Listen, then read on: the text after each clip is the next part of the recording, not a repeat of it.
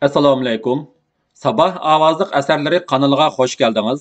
Kanalımızda Qaynam örkişi, Çalı tekkan o'q, Manas daryosidan qaytish, Anjambay, Sarson ruh, Qanliq iz, Qanliq edir, Turma xotirlari mahbus ruhlar, tarixiy tazkira asar Ediqut o'g'lonlari Mo'ytilar jamiyati, G'ini Batur, Eli do'lqinlari qatorliq romanlar, Sabit Damolamning qisqacha tarjimali, Xo'janiyoz hojining ish faoliyatlari, shundaqla shoir Toyir Talib bilan Ro'zi Saidning mushoirasi, Abdurahim O'tkirning Tova deyman Tova nomli she'ri qatorliq asarlar bor. Asarlarimizni yoqtirib anglishingizni qarshi olamiz.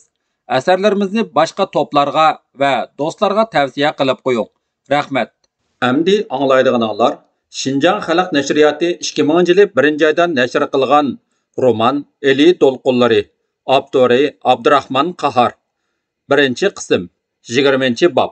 1. Üstel üstiga Arambog'ning cho'ngaytirilgan xaritasi yeyilgan. Saqbek sal ingishib, qo'lidagi qizil qarindosh bilan xaritaga hujum qilinadigan yerlarga belga urmoqda edi. U vaqtliq hukumatning topshirig'i bo'yicha butun zehni bilan hujum qilish planini tuzmoqda edi. Eshik ochildi. Uydagilar kayniga burilib qarashdi. Kirib kelayotgan Ahmadjon Qosimi bilan Abdukarim Abbasov edi. Ular qizg'in ko'rishgandan keyin Ahmadjon bilan Abbasov xaritadagi belgilarga zan silib uzoq qaradi. Ahmadjon bilan Abdukarim qo'mondonlik shtabiga pat-pat kelib, Isoqbek bilan urush to'g'risidagi konkret masalalar ustida maslahat qilishib turardi. Isoqbek qo'lidagi qarindoshni xarita ustiga tashlab qo'yib, mundoq dedi: "Yilroqda Kogurshindan kelgan ikki xabarchi partizanning qilgan doklatiga qaraganda tog' og'zida dushman paydo bo'lgan. Go'mindan razvedkachilari bizning partizanlarimiz bilan uchrashib qilib etishgan. Partizanlarimiz dushman razvedkachilarini butunlay yo'qotgan. Dushman razvedkachilari boshliqining yanchuqidan noiti muhim bir xotir daftar chiqqan. Xotir daftarda general janoblari Shinping boshchilik qilgan qismlar 1945-yil 1-oyning 12 kuni Kogurshin tog' eg'izidan o'tdi va qo'zg'olonchi qo'shinlarni yo'qotish uchun davomli olg'a ilgarilamoqda deb yozilgan. Tog' og'zi garchi hozir tep-tinch turgan bilan ati o'gun Go'mindanning asosiy kuchi bu yerda paydo bo'lishi mumkin. Isoqbek to'g'ri aytdi. Ahmadjon uning farazini muqimlashtirib shundoq dedi: Dushman hiylagar, u bizning kuchimizni parchalamoqchi. Bizning diqqatimizni Kangsoy tog' bag'riga burab qo'yib, paytni tepib bizga hujum qilmoqchi. Arambog'dagi Go'mindan qo'shinlarmi? Dedi Abdukarim jiddiy qiyofatda. Yordamga keladigan qo'shinlarning yaqinlashganini anglasa, bizga shiddat bilan hujum qilish mumkin. Albatta shundoq bo'ladi. Ahmadjon ulashtirib so'zlab ketdi. 1-oyning 13-kuni ularning hujum qilganligi buni isbotladi. 1-oyning 13-kuni kechasi shaharning sharqiy shimolidagi Harambog' gazarmasiga chaplashib olgan Go'mindan qo'shinlari tuyuqsiz hujum qo'zg'agan edi. Ular qo'rovlarni, ko'chadagi daraxtlarni dalda qilishib, shapsiz holda qizil ko'rikka kelganda, ko'rik yenidagi boshlang'ich maktab ichiga o'rlashgan qo'zg'olonchilarning qaravullari tuyib qilib, qattiq ilishgan va pulemyotlardan shiddat bilan o'q ochib, yarim soat terkashgandan keyin dushman uvusiga chekinishga majbur bo'lgan edi. Biz dushmanga oldi bilan hujum qo'zg'ashimiz lozim, dedi Ahmadjon. Bo'lmasa ular bizning oldimizga o'tilishi mumkin.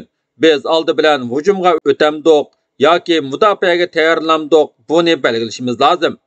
Ahmadjon bu so'zi bilan bir muhim masalani o'ttirg'a qo'ydi. Bir minutlik jimlik hukm surdi. Isoqbek o'ylangan holda barmoqi bilan ustalni chekib turib mundoq dedi: Ham hujumga, ham mudofaaga puxta tayyorlik qilishimiz kerak. Ahmadjon uni quvvatladi. Men bu planga qo'shilaman. Meningcha biz Ochal tog' og'ziga butunlay ko'ngil bo'lmasakmi bo'lmaydi. Dushman bizning harbiy kuchimizni g'arbga jalb qilib qo'yib, Ochaldan halqib o'tishni qasdlaydigan ahvol yuz berishi mumkin. Chunki Kangsoy bilan kelish yiroq, afsiz, ham u yerda bizning qo'shinlarimiz bor. Buni dushman yaxshi biladi. Ahmadjon uy ichida u yoqdan bu yoqqa mengib yurib, so'zini davomlashtirdi. Plan tuzganda har xil yuz berish ehtimoli bo'lgan ahvollarni hisobga olish lozim. Bo'lmasa düşman bizning chotni xato so'qib qo'yishimizdan foydalanib, bizni ig'ir chiqimga uchirdi. Agar düşman biz o'ylagan yo'nalishda harakatlansa, u chaqda nihoyat yaxshi bo'lgan bo'ladi. Ular bizning bo'ktirmimizga tushib qoladi. Lekin ish unda o'ngishli bo'lavermaydi. Düşman mo sagaklashib, texmo ilgarlashib ketdi. Agar u boshqa bir yo'nalishni tanlab olsa-chu, u yoqdan bu yoqqa mengishdan to'xtab, o'z savoliga javob berdi. Biz bu vaqt ichida jangovar atroflarimizni har qaysi joylarga o'rlashtirganda qudratga ega emasmiz. Shuning uchun qo'shinlarimiz jonliq, har qachon bo'lishi, har xil tayyorlikda turishi lozim. Agar dushman har ikki tog' og'zidan mangsa, u chaqda dushmanning ko'girshindan o'tib, bizning qapqinimizga tushishiga yo'l qo'yib, ularni shu joyda yo'qotishga to'g'ri keladi. Ondan kuchimizni to'plab, achalga otlanib, Go'mindan qo'shinlarni jilg'iga kirgizib, ularni shu yerda to'liq yo'qotishimiz kerak. Mana bularni yo'ldosh Isoqbek obdan o'ylashib ko'rsin. Boshqalar mo yaxshiroq o'ylanib baqayli.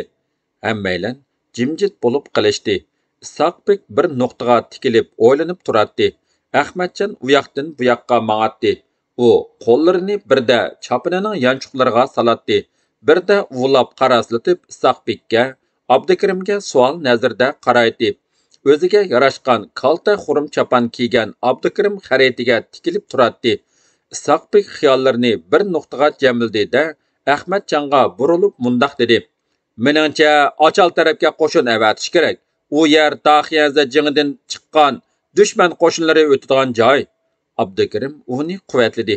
"To'g'ri", dedi u va o'rnidan turib ketdi. "U yerga meningcha Nizomiddin qismlarini avatish kerak. Meningmi o'yim Nizomdan edi. Qo'shilaman", dedi Isoqbek. Ahmadjonmi ularning fikriga qo'shildi. Nizomiddin qismlari tog'larda urush qilib chiniqqan, tamtirab qolmaydi.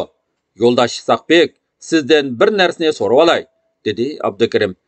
"Ko'gurchin davanidan kelgan razvedchiklarimiz o'lgan dushmanning yanchuqidagi xotiridan boshqa narsalarni bayqamabdimi?" Isoqbek o'ylanib o'zimi savol qo'ydi.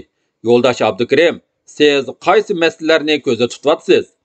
"Men dushmanning yemak ichmiki, kiyim-kechki, qurol-yarog'i, ruhiy kayfiyati qatorliqlarni ko'zda tutyapman.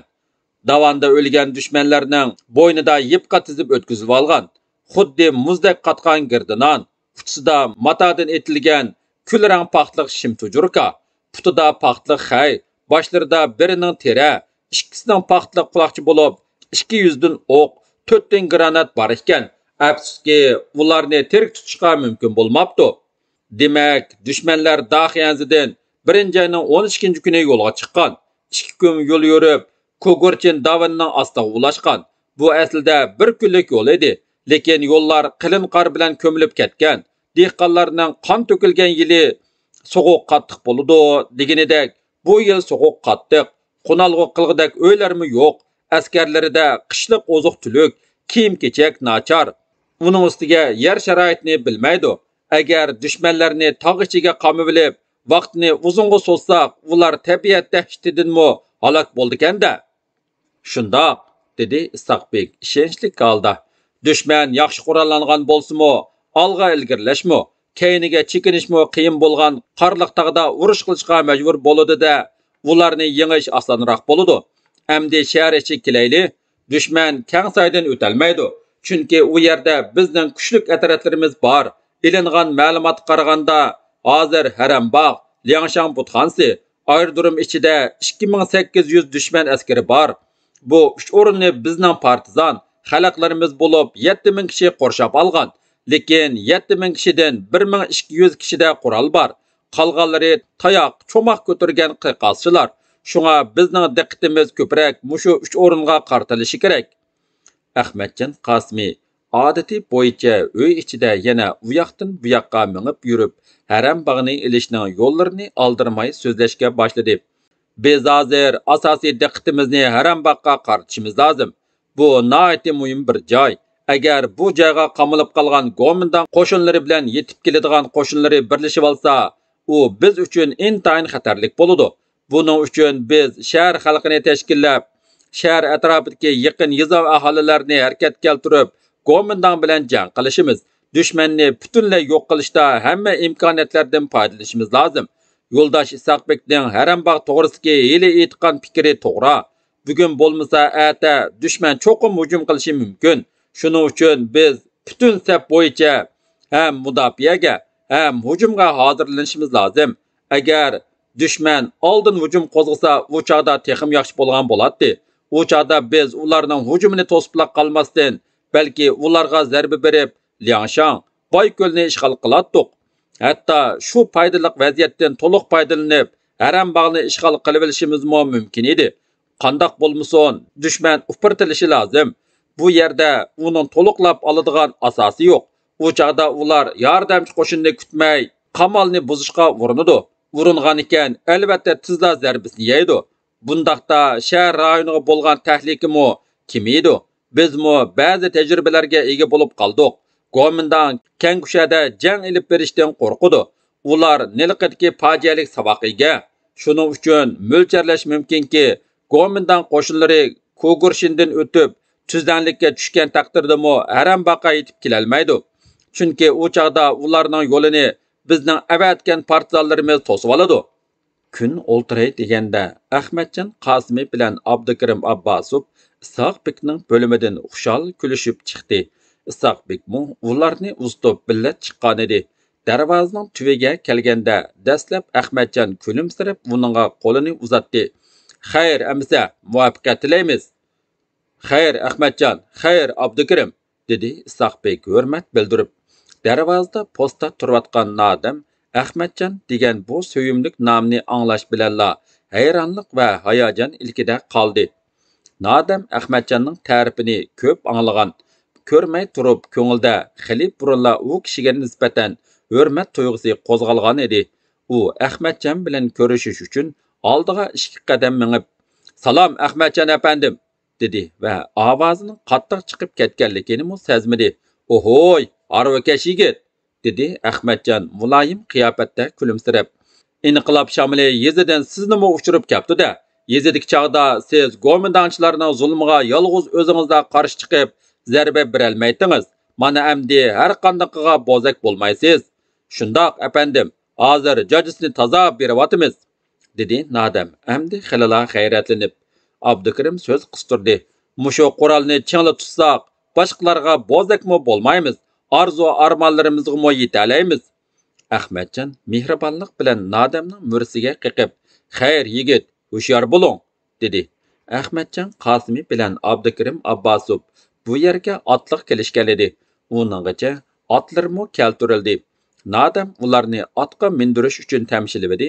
Isoqbek, "Qani yigit, siz o'z o'rningizga keling. Bu hurmatni men bildiray", dedi-da, ularni otlantirib yo'lga soldi. Nadam posta turish navbatining dal mushu unutilsiz paytga to'g'ri kelganligidan intayin rozi bo'lib, ularga zo'qlanib qarab qoldi. Davomi bor.